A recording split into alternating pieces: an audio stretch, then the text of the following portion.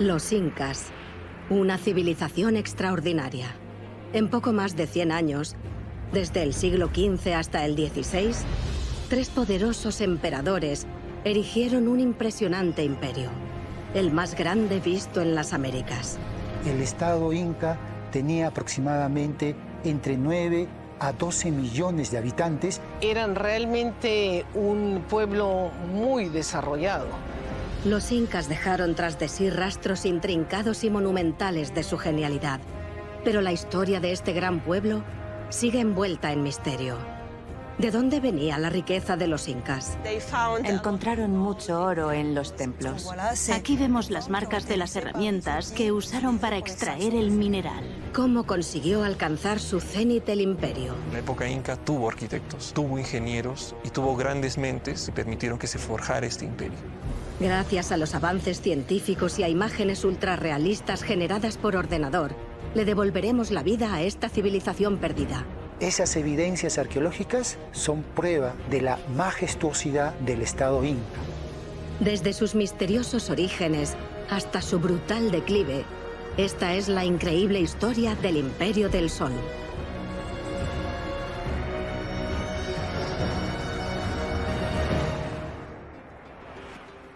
En un valle ubicado en el corazón de las montañas peruanas, se encuentra Cusco, una ciudad con miles de años de rica historia, aún esparcida por sus calles. En su cenit, a principios del siglo XVI, esta metrópolis albergó a más de 40.000 personas. Era el sistema nervioso central de un poderoso estado, fundado y gobernado por los incas, conocido como Tahuantinsuyo, el imperio de los 4 estados. La ciudad del Cusco se constituyó como capital política, administrativa, religiosa y económica de todo el Tahuantinsuyo. Hace 500 años, los incas crearon el mayor estado del continente sudamericano en tan solo un siglo. Desde Cusco, 3 emperadores gobernaron un territorio que se extendía desde los bosques ecuatoriales hasta los desiertos de Chile, controlado gracias a una extensa red de caminos de más de 40.000 kilómetros. En la capital imperial, la vida diaria se organizaba en torno a la plaza principal, donde se celebraban ceremonias rituales y festivales y se comerciaba. Cusco era el eje central, donde se reunían los manjares y bienes de todo el imperio inca. Funcionaba como lugar de recepción, donde se concentraban los artículos de valor y también como centro para su redistribución. Los templos y palacios rebosaban oro y plata, y la legendaria fortuna de los incas se extendió más allá de sus fronteras. La leyenda del Dorado finalmente es algo que surge de este conocimiento sobre unos reinos donde abundaba el oro. En esa época, cuando los españoles oyeron hablar de El Dorado, les dijeron que era un país muy rico, con mucho oro escondido en algún lugar de la jungla. Quisieron encontrarlo. El mito de El Dorado convenció a los conquistadores españoles de invadir el antiguo Perú. Cuando llegaron, en 1533, las crónicas relatan su sorpresa al ver la riqueza acumulada en Cusco. Los españoles quedaron asombrados por el Coricancha, el templo principal. Tenía unos jardines salpicados de estatuas doradas de maíces y llamas, muros cubiertos de placas de oro y salas repletas de minerales preciosos. También descubrieron las telas y cerámicas más refinadas del continente americano. Pero la única riqueza que les interesaba era el oro inca. Al decir oro de los incas, yo creo que hoy día todos estamos ya refiriéndonos al oro del área, digamos, andina. Desde los albores de los tiempos, el pueblo andino dominaba el arte de la fundición, el moldeado y la aleación de metales preciosos. Y esta en particular podemos ver que está hecha en su parte superior de oro y en su parte inferior de plata, y tiene una soldadura. Estos elementos son una pequeña muestra de cómo los incas manejaron diversas tradiciones metalúrgicas y llegaron a dominar un arte y lo expandieron a todo el imperio, pero que viene de antes y de otras tradiciones a lo largo de los Andes. ¿Cómo pudo convertirse el imperio en uno de los más ricos del mundo en tan solo unas décadas? Durante el último gobierno del Estado Inca, cuyo gobernante fue Huayna Cápac, el Estado Inca llegó a su máximo esplendor. Huayna Cápac estuvo en el poder más de 30 años. Su padre fue el mayor conquistador inca de la historia, Túpac Yupanqui, y su abuelo fue Pachacútec. Se expandieron en muchas zonas que hoy actualmente forma parte de algunos países de América del Sur. Cuando el nuevo rey empezaba a amasar poder, tenía que conquistar nuevas zonas, tanto para su familia como para demostrar su fortaleza. Huayna Cápac no fue una excepción en esta tradición guerrera. Comenzó su reinado y lideró campañas en el norte para expandir las fronteras de su imperio.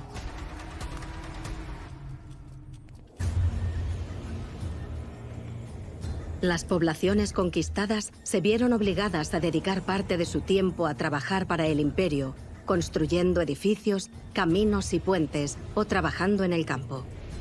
Este trabajo enriquecía a la élite de Cusco. Pero ¿cómo consiguieron que fuera obligatorio? ¿Cómo pudo verse forzada tanta gente a trabajar para Huayna Cápac?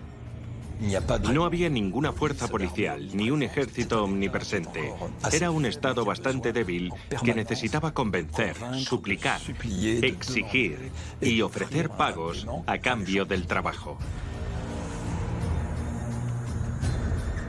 Desde el principio, el imperio inca se basaba en un pacto social. A cambio de trabajo, el Estado daba de comer a toda la población.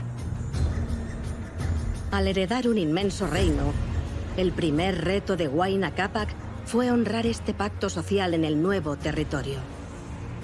Pero entre los escarpados valles, a más de 3.000 metros de altura, montañas cubiertas de jungla e interminables desiertos, las condiciones de vida eran extremas. Desde el 4000 a.C., sabemos que todas las sociedades en la costa norte se han visto afectadas a diferentes fenómenos, tanto climáticos como el fenómeno del Niño, pero también sísmicos como los terremotos. El Perú es un país muy sísmico. En la costa del Pacífico se encuentra Chan Chan, la antigua capital de un gran reino conquistado por el padre de Huayna Cápac. Aquí, el pueblo chimú sufrió las graves consecuencias de los fenómenos climáticos El Niño, que provocaban fuertes lluvias e inundaciones catastróficas. Entre el 1250 y el 1450, los chimú se enfrentaron a una constante crisis de cambios climáticos producidos por el fenómeno El Niño. Es muy probable que el mayor Niño fue el de 1450. Las fuertes lluvias debieron inundar los palacios a través de estas escorrentías de lodo, debieron destruir los canales cercanos y eso llevó a una crisis alimentaria. Destrozada por las lluvias torrenciales, Chan Chan fue después invadida por los incas y no volvió a recuperar su fortaleza. En los Andes, la naturaleza puede hacer estragos. Una de las cosas más grandiosas que podemos destacar de los incas es que a través de su conquista lograron controlar diferentes nichos ecológicos, desde la árida costa como los desiertos, la alta montaña hasta la ceja de selva. Eso es un proyecto de ingeniería que hace a los incas una sociedad grandiosa. ¿Cómo consiguieron los incas amansar estos paisajes hostiles y alimentar a más de 10 millones de personas?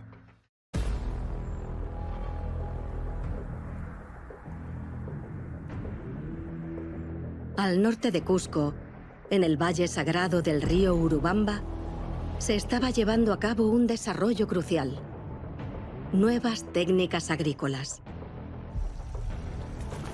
Mientras los distintos pueblos de otros terrenos andinos estaban en medio de conflictos locales durante los siglos XIII y XIV, los incas de la región de Cusco desarrollaron la agricultura de regadío.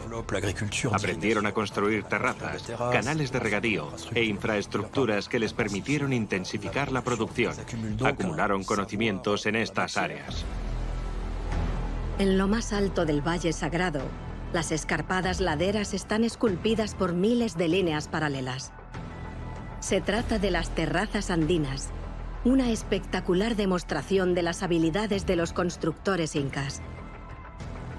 Las plataformas más majestuosas son las de las laderas de Machu Picchu. Construidas a principios del siglo XV por el abuelo de Huayna Cápac, este complejo de 700 terrazas era un centro administrativo, un lugar religioso y un centro dinámico de producción, con un distrito entero dedicado a la agricultura. La construcción de las terrazas agrícolas es muy diferente a las urbanas o a las viviendas. Estos elementos líticos que tenemos aquí son del lugar, son granito. Puede ser de mayor dureza o menor dureza, pero entre la junta de las piedras siempre va a estar vacío, para que fluya la calor, el viento, fluya el agua, todo eso. No estaba sellada. Para superar el terreno desnivelado, los constructores excavaron la montaña y erigieron filas de 2 a 4 metros de muros de piedra. Entre los muros, las cavidades se rellenaban de grava, una mezcla de arena y piedras, y una capa de tierra fresca para ayudar a drenar el agua. Para asegurar la estabilidad de los edificios superiores, los muros se compactan, pero también les hacen agujeros para que filtren. En las terrazas agrícolas, las piedras de los muros tienen un espacio suficiente como para permitir que corra el agua y riegue la plataforma inferior. En una región tan volátil, estos cimientos pueden soportar corrimientos de tierras. Estamos en ceja de selva y aquí llueve bastante. La función de las terrazas agrícolas generalmente es para que el agua infiltre, no se impose, o sea, el agua va a fluir constantemente. Y si hay mucha agua, van a salir por entre las juntas de las piedras. Gracias a estas terrazas, los incas crearon casi 5 hectáreas de tierra cultivable en el acantilado. Y es una herencia que reciben los incas. Ellos de repente lo mejoran, pero ya existía en el mundo andino. La ingeniería agrícola fue una habilidad clave para los incas, pero no era la única. Eran excelentes ganaderos. La dieta local era rica y variada, algo que sabemos gracias a las variadas cerámicas prehispánicas halladas por todo Perú. La comida esencial era la quinoa, pero sobre todo el maíz. Es el producto que puede generar un alimento líquido, ¿no?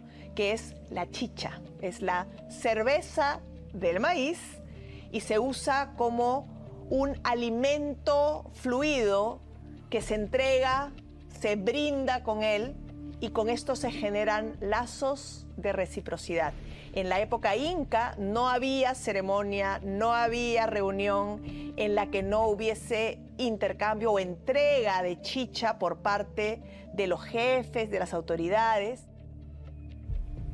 Además de semillas y granos, los agricultores andinos también cultivaron verduras y frutas tropicales.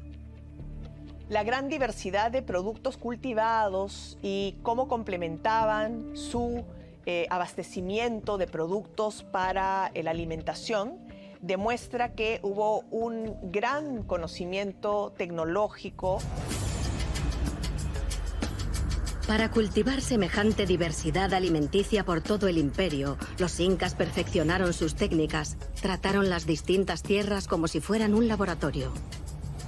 Entre Cusco y Machu Picchu, a una altitud de 3.500 metros, las terrazas de Moray son únicas. Son círculos concéntricos que forman 3 enormes anfiteatros. Esta disposición en forma de embudo permitía proteger del viento a la tierra del nivel más bajo, que estaba a mayor temperatura que en el nivel más alto. Cada una tiene un microclima distinto.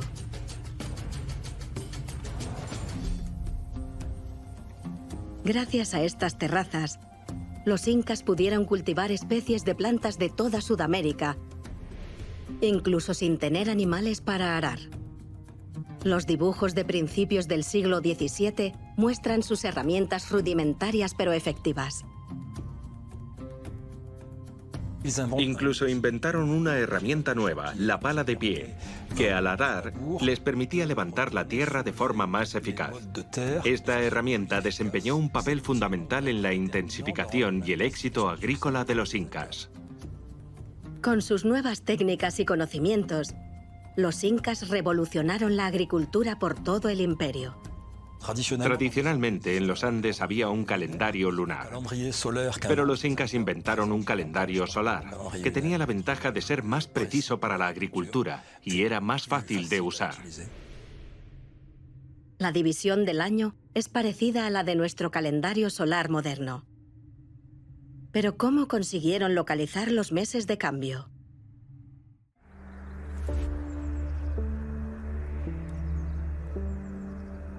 Los incas tenían herramientas astronómicas muy precisas. Sospechamos que en distintas ciudades incas había varios observatorios, pero no tenemos restos. Estas herramientas astronómicas que tenemos aquí en Machu Picchu son las mejor conservadas y más estudiadas. Las estructuras de Machu Picchu se construyeron en base al cielo. En muchos edificios, las puertas y ventanas están orientadas con precisión hacia la Luna, Venus y, lo más importante, el Sol. En el Templo del Sol, 2 ventanas marcaban los principales cambios de estaciones, en los solsticios de junio y diciembre. De todos los edificios dedicados a la observación astronómica, el más fascinante y misterioso es el de Intihuatana. El Intihuatana sí estaba destinado para ver el movimiento de los astros, especialmente del Sol, y pues definía, ¿no?, el solsticio de invierno, el solsticio de verano. Entonces, estaba bien definido con el movimiento del Sol y las sombras que jugaba con este.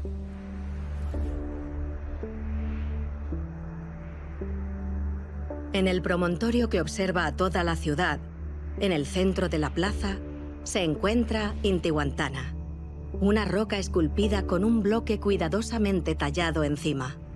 Esta piedra tallada está en el centro de un inmenso calendario solar, en el que los picos que la rodean servían como puntos de referencia para los estudiosos incas para poder ubicar el sol y la época del año. El séquito del Inca estaba conformado por sacerdotes y varios personajes que estaban ligados a la élite. Entonces habían especialistas que definitivamente estaban destinados para este tipo de observaciones astronómicas, no era cualquiera, y esto pues requirió un nivel de adiestramiento. Algunos investigadores sospechan que un templo en la parte inferior de Machu Picchu albergaba un centro de formación e investigación para los astrónomos a cargo del calendario. Podían seguir el calendario tanto para el aspecto agrícola como para el ritual. Todo lo que conseguían durante el año era gracias a las observaciones astronómicas. El emperador Huayna Cápac era el maestro de los cultivos, pero también controlaba otro elemento fundamental de la agricultura y la vida diaria. En un entorno tan volátil como el de los Andes, el agua es vida, pero también es muerte. La necesitas para cultivar cosas, pero también hay periodos de El Niño, por ejemplo, en los que el agua lo destroza todo. Si puedes controlar el agua, si puedes demostrarle a la gente que puedes controlarla, controlas el universo. ¿Cómo consiguieron los incas dominar también el agua?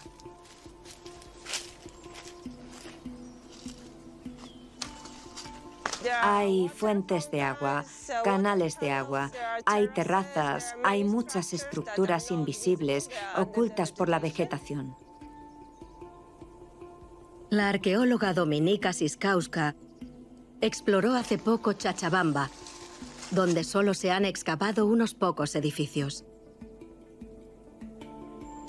Chabamba es un lugar muy especial porque era un punto de parada entre Cusco y Machu Picchu.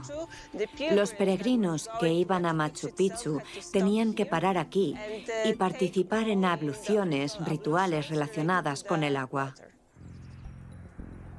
Los edificios incas están rodeados de 2 tramos de hierba que descienden en terrazas. La tierra está horadada por unos conductos interconectados que forman 14 canales. El agua procedía de la parte superior, a través del sistema de túneles y fluía por aquí hasta este pequeño recipiente. Es posible que los incas realizaran sus baños rituales aquí abajo. Para ver mejor el complejo cubierto de maleza, los científicos escanearon este lugar con un dron equipado con LIDAR para poder ver bajo la vegetación. Gracias a las imágenes del LIDAR, tendré un modelo digital del terreno y encontraré terrazas, restos de la presencia inca en los distintos sectores que hay bajo la vegetación. Después, tras procesarlas y filtrar la nube 3D, podremos ver los restos en sí. Este análisis proporciona una imagen tridimensional de cada edificio inca que nos permite mapear el sistema hidráulico. El agua discurre desde el río por un conducto principal que se divide en 6 canales secundarios. Pasa por 6 fuentes antes de discurrir hasta 8 bañeras. Esta sofisticada red se equilibró para mantener un flujo bajo y constante para los baños sagrados. Los incas adaptaron el terreno, los canales y todo lo que encontraron en Chabamba para tener la cantidad exacta de agua que querían. Es decir, que querían tener un flujo muy limitado de agua. Lo tenían previsto y lo controlaron perfectamente. Para controlar el agua y suministrarla a sitios tan únicos como Machu Picchu, los ingenieros diseñaron redes hidráulicas hechas a medida. En la planificación, inicialmente para la construcción de la ciudad inca de Machu Picchu, uno de los elementos de mayor importancia que debieron prever primeramente en conseguir la fuente de agua dulce. Y lo hicieron a través de un canal de captación, cuyo trazo podemos ver aquí. El agua potable se recogía de un arroyo río arriba en las montañas y caía hasta este canal de 700 metros de longitud. Tiene un ancho promedio de 15 centímetros y una profundidad promedio de 20 centímetros, a través del cual el agua era conducida hacia la parte urbana de la ciudad inca.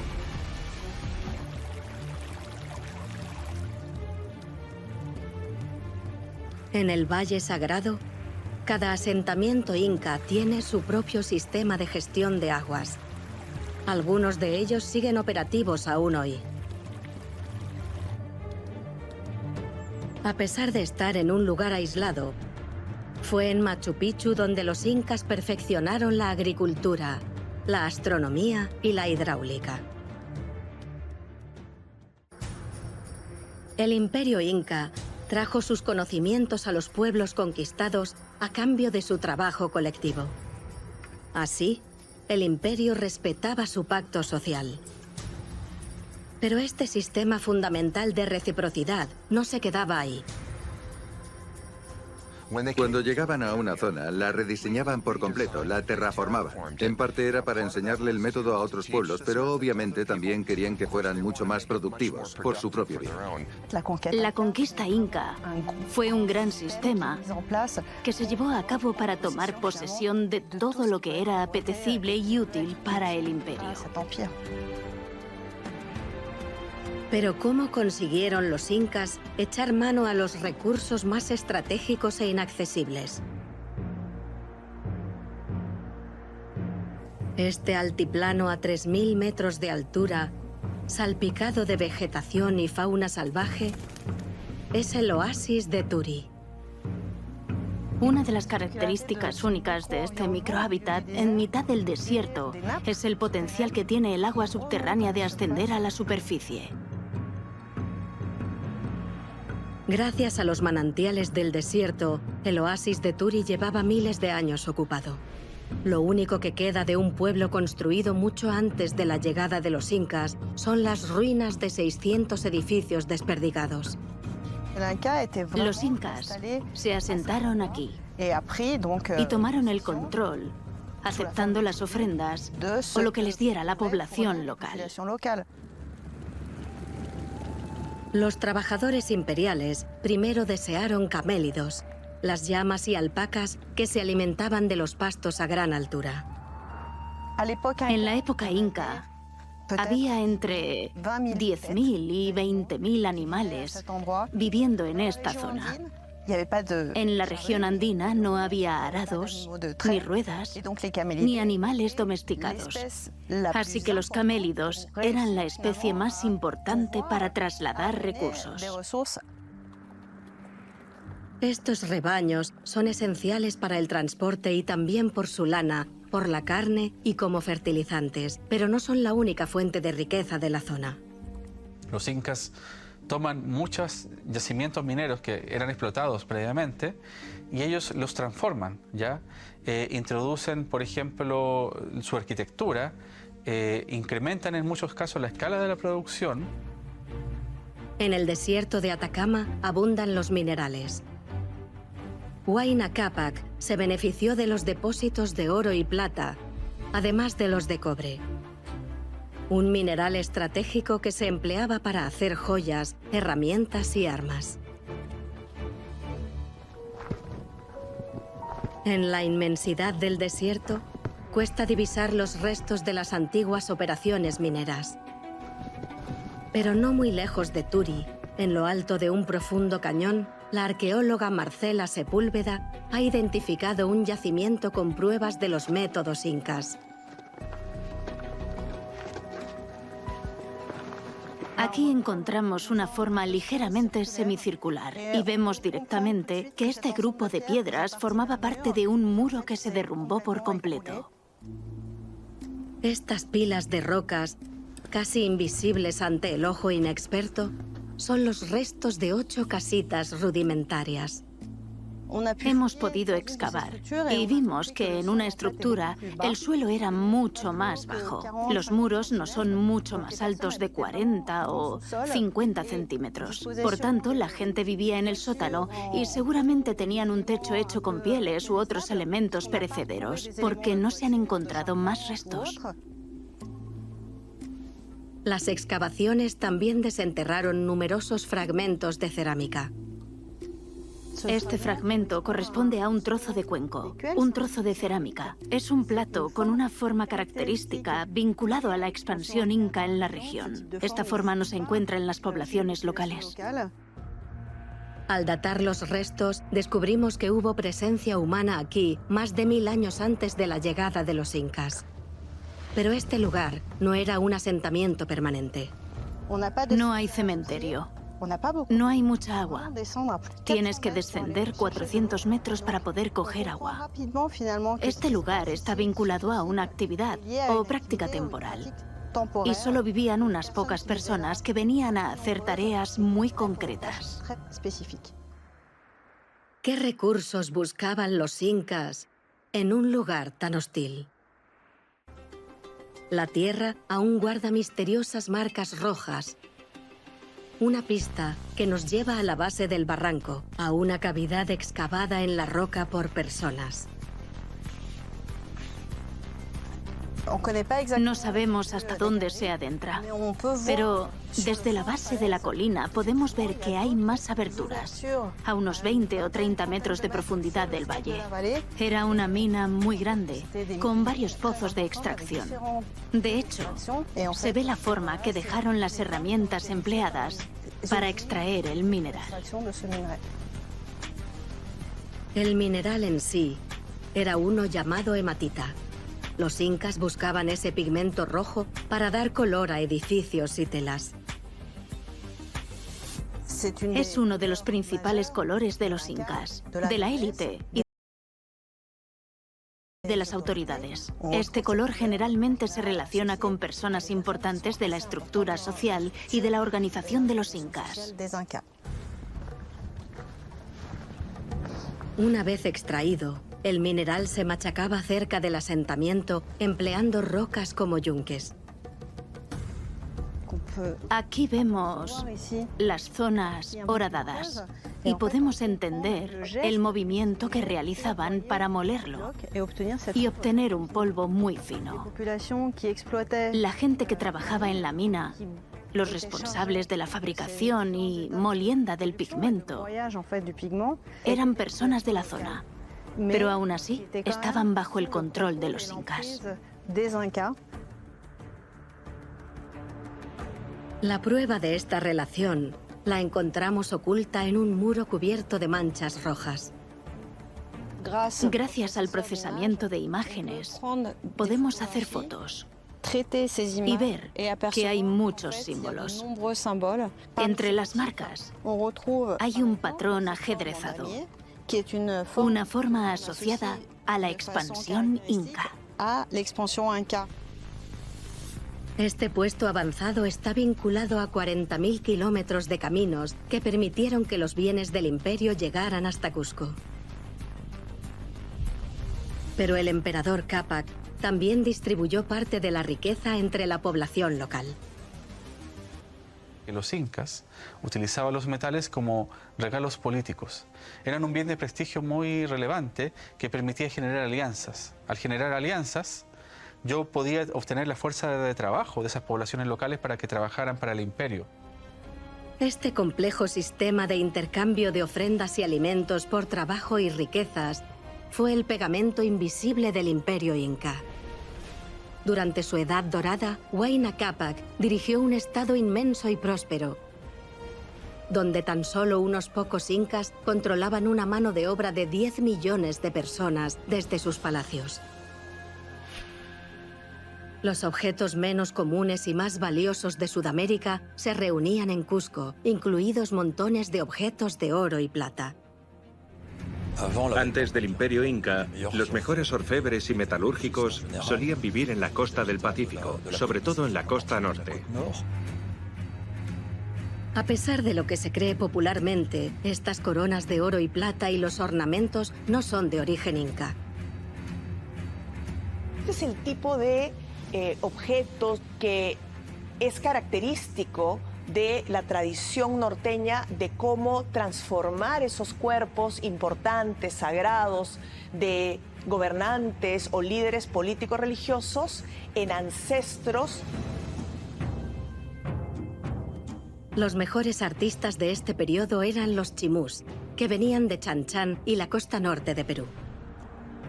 Antes de su conquista a manos de los incas a finales del siglo XV, era una ciudad próspera, habitada por varios miles de artesanos que vivían alrededor de enormes palacios. Este espacio tuvo mucho movimiento. Los talleres artesanales estaban produciendo constantemente objetos. Existen en este espacio espacios exclusivos para el trabajo del metal, básicamente la plata y el oro. Tras la ocupación inca, los artesanos chimús se vieron obligados a abandonar Chan Chan. Cuando los incas conquistan a los chimú, descubrieron que los orfebres chimús eran muy buenos artistas. Entonces ellos tomaron a estos orfebres para que en sus sitios incaicos repliquen lo mismo. La captura de Chan Chan por parte de los incas fue un momento crucial en el desarrollo de su estado. Se llevaron a todos los orfebres a Cusco, donde realizaron unas joyas chimús de oro y plata extraordinarias que se convirtieron en la base de la orfebrería inca. Gracias a los talentosos artistas de Chan Chan, Cusco contó entre su población con los mejores metalúrgicos de los Andes. Hoy podemos encontrar unos pocos tesoros que escaparon a la codicia de los conquistadores españoles en el Museo Larco de Lima. Mucho de este material fue en realidad saqueado y finalmente fundido y convertido en metal que era enviado fuera del virreinato del Perú tras la conquista. Estos metales tan valiosos para los europeos no tenían el mismo valor para los andinos.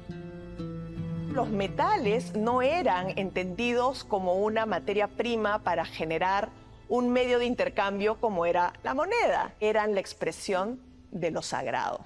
No eran utilizados como para una transacción comercial, no tenían el mismo valor que quizás en Europa o en Asia. Los objetos más valiosos y mejor valorados en la antigua Perú eran los textiles. Los textiles servían como prendas de intercambio y de una suerte de pago, digamos, ¿no? Pero eran intercambios de favores. Era una forma de moneda, podríamos decir, que era un valor muy, muy alto.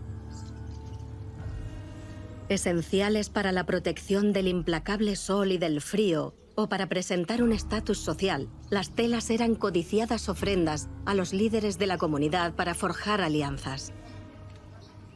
Los tejidos más finos de Sudamérica procedían de la región de Cajamarca, al norte del Imperio Inca, donde varios grupos de mujeres siguen tejiendo con las antiguas técnicas.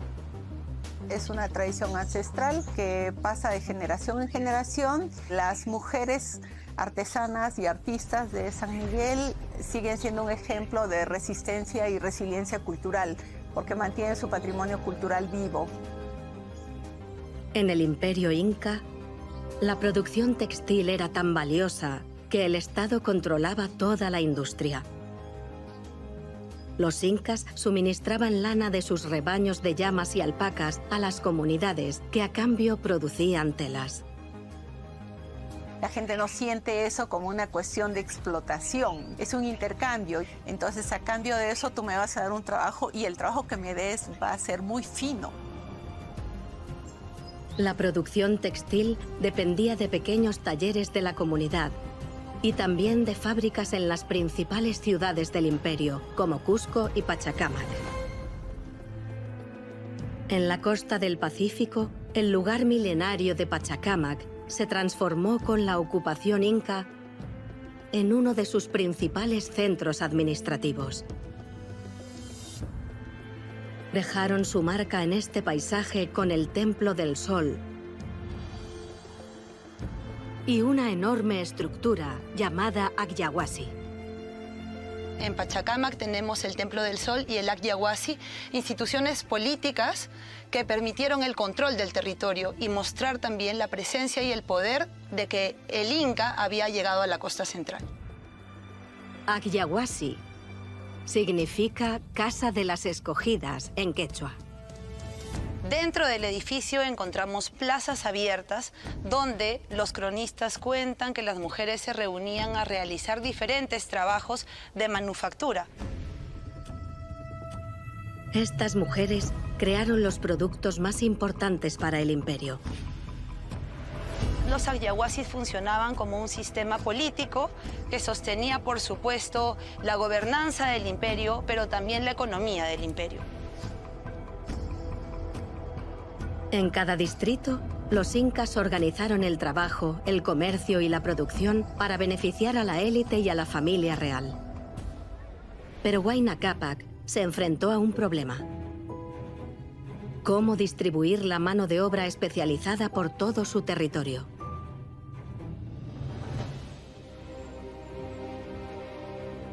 Cuando los incas llegaron a las laderas del Machu Picchu, miles de trabajadores colonizaron la región para llevar a cabo las obras. Aquí vivían unas 400 personas todo el año, algunos de los mejores expertos del imperio. Se han hallado restos de sus oficios donde trabajaban.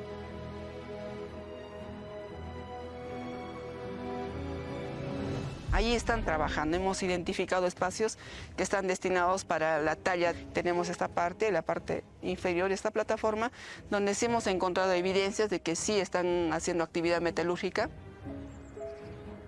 En esta zona los edificios son sencillos. Son espacios funcionales. Todas las personas que están dedicadas, digamos, a la agricultura, al mantenimiento del monumento, no están habitando. exactamente dentro del monumento, están habitando en la periferia. En el bosque tropical que rodea Machu Picchu se han hallado cientos de sepulturas en los últimos 100 años. Estos restos humanos son de personas normales, trabajadores, que han desarrollado diferentes actividades económicas o actividades como la agricultura, la cantería, la construcción. Se estudian los restos para descubrir más cosas sobre estas personas, su edad y sexo, además de su profesión, al ver los traumatismos en el cuerpo. Los huesos nos hablan, nos dicen qué es lo que realizaban, qué actividad. Podemos ver, por ejemplo, en individuos que han trabajado con la piedra, que muestran estas inserciones musculares, o sea, por la fuerza al momento de golpear, ¿no? Para descubrir el origen de estos artesanos, tenemos que mirar más adentro. La composición química de sus dientes puede revelar sus dietas. Y el estudio de sus genes puede comparar su ADN con el de otros restos prehispánicos hallados por todos los Andes. El análisis de los ADNs nos indican esto, ¿no? Que hay individuos que han venido desde edades tempranas, que en su dieta han tenido alimentos de otros lugares. Los análisis biológicos comparativos muestran que muchos de los trabajadores enterrados en los alrededores de Machu Picchu y Cusco procedían de regiones muy lejanas del Imperio Inca. El resultado que salen de estas muestras de ADN nos indican que ha habido un movimiento poblacional desde el altiplano hacia el norte y de la costa hacia el sur. La mayoría de trabajadores del imperio no eran incas. Procedían de pueblos conquistados y tuvieron que trasladarse para cubrir las necesidades del Estado. Son especialistas que vienen al sitio. En un lugar donde no hay tipos de actividades que puedan realizar o que necesitan mayor trabajo, entonces el Estado Inca hacía el movimiento de personas que pueden hacer tipos de trabajos en otros lugares. Se estima que de la población del Imperio Inca de entre 10 y 12 millones, entre 3 y 4 millones de ellos eran personas desplazadas. El movimiento de la población permitió que los incas colonizaran valles remotos y aprovecharan el trabajo de los mejores artesanos de los estados reales. Al integrar y desarrollar técnicas ancestrales, los incas consiguieron dominar un entorno natural hostil para alimentar a su población. Y al tener a 10 millones de personas empleadas para explotar los enormes recursos de su territorio, Huayna Cápac alcanzó nuevas cotas de poder y riqueza. Pero el esplendor del imperio inca tenía un equilibrio muy frágil. No todos aceptaban el trabajo obligatorio y el desplazamiento forzado. En el norte, Huayna Cápac dedicó gran parte de su reinado a luchar contra las rebeliones de los chachapoyas, los chimús y los cañaris.